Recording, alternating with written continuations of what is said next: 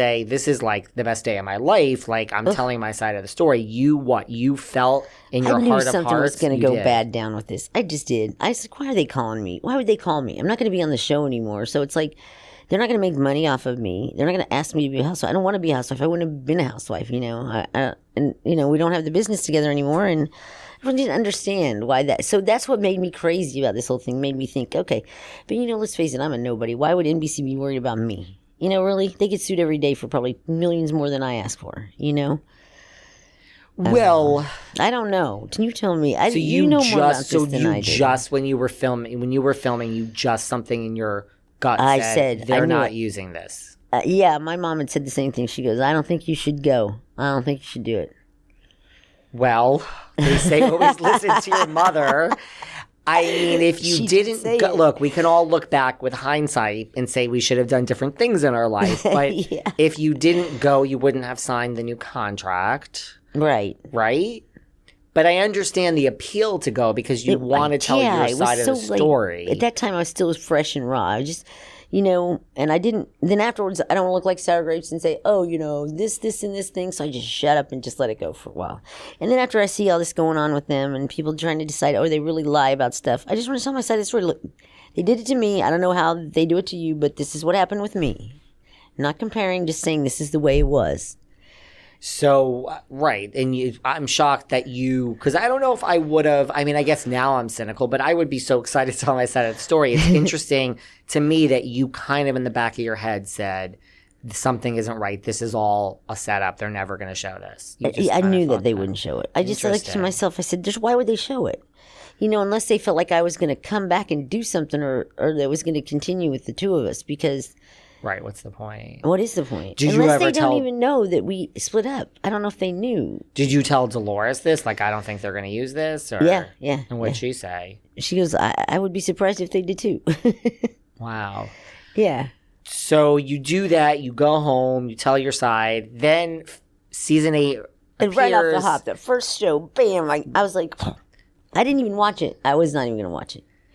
And everybody told me, they said, well, she said you stole the clothes. I'm like, oh, she did not. And I go, yes, she did. I was like, no, she couldn't have said that. And then is that when you then went and sued Bravo, NBC, Melissa, Joe, Andy Cohen? Yeah. All of them. Yeah, you kind of have to.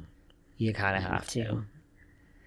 I mean, right. That goes to your character. Look, if I were to open up another store and everybody thinks you're a thief, no one is going to buy clothes from you. No one's going to want to be your partner. No one's going to want to own that store because they're going to think, you know, oh, we know the housewives. Because you read the comments on people. They're either Melissa fans or they're not. And people believe that show is the truth. And you know, I mean, I can say you know as well as I know that there's a lot of untruth to it. Oh, it's a lot of prodding to get people to say things that they don't mean. And I think people get their feelings hurt. And then it turns into much more than it was. And, you know, it turns into this big... You know, like the blow up between Melissa and Teresa, I think that's how it happened. Somebody got their feelings hurt, and it just exploded into, like, much more than that. Right. And, you know, I mean, now we have Teresa fans and Melissa fans. I do think Melissa has less fans now, but I think back then, you know, there was a more of contingency in a Melissa that if she says you stole clothes in the middle of the night, people are. They're going to believe gospel. And yes, there you are. That's what I felt. Now you're trying to open another store. Yeah, and I would just feel like it just ruined my total.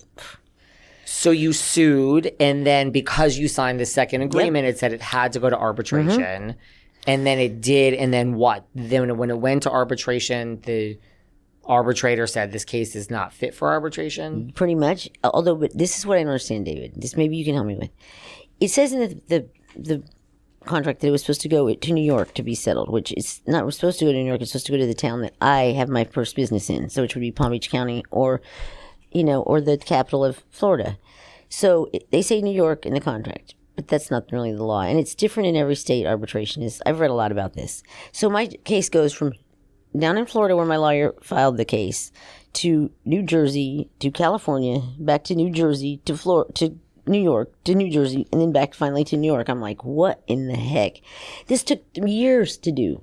Years for this case to be said. All this time and money wasted to say, oh no, we're going to arbitrate the case. I don't get that at all. I still don't. And I asked a Superior Court judge I played golf with this summer in Maine. He said, you got screwed.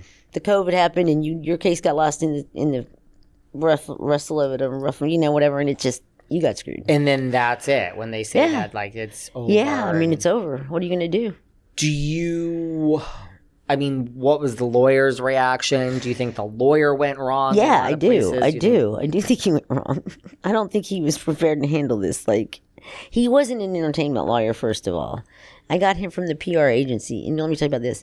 The PR agency that I used, I'm not going to name him, but the guy that ran that PR agency, he was with NBC for 11 years. He was kind of the secondhand guy there.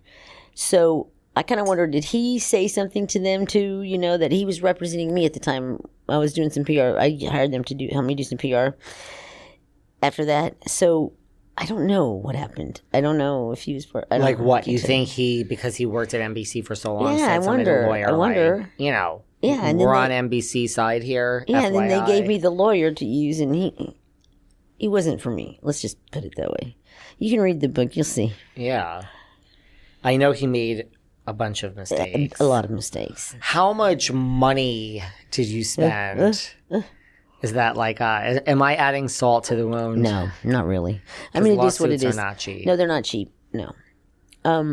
He knew he was wrong. And so I think that I got a better deal than I would have. Initially I paid a bunch of money, but in the end, he actually didn't charge me at the end. He said, I'm just going to work for free. So, hey, I mean, I got to say, that was one cool thing he did. But he didn't know what he was doing, so it didn't really help us. Right. Do you know what I mean? I think he felt that he knew he messed up. I do feel that way. I think that he blew it when he took it to court, when it said in those papers that you can't take it to court. Right. So by doing so, it kind of cost me everything, I think. I don't know. Who knows? You know what I'm saying? It says in there directly that I can't take this to court. Right. So, which again, I don't even think that that's legal. I don't think it's not legal. I mean, I guess now it's changed. They can't do that anymore. Of course, right after I do it. Right. Like coulda, shoulda, woulda. Right. And then did you hear, like, during all this, I assume you never heard from, like, Bravo or Andy or NBC? Never, they were just like, okay, we're going to make this go away. This? Yeah, we're going to make it go away. And that's how they did it. And that's what happened. So now that the arbitration is over, is that why you're writing the book now? Is that why you wrote the book? It's been over for a long time. It's been over for a while. Is it kind of closure, though, now that it is closure to me. It's like, I'm glad I told my piece, because people just question, who's the liar? I mean, about the Gorgas. Nobody questioned about me being a liar, but I see that all the time on the social media and stuff, they always get accused of doing things that are shady. And let me tell you, they do things that are shady. At least they did to me. That's my experience. Right. They're accused lately of, well, first of all, someone, I mean, I don't even know if it's shady. Someone just fell on their property or not. I don't know if she fell. Someone is suing them recently for $1.4 million saying she was permanently damaged on one of their properties.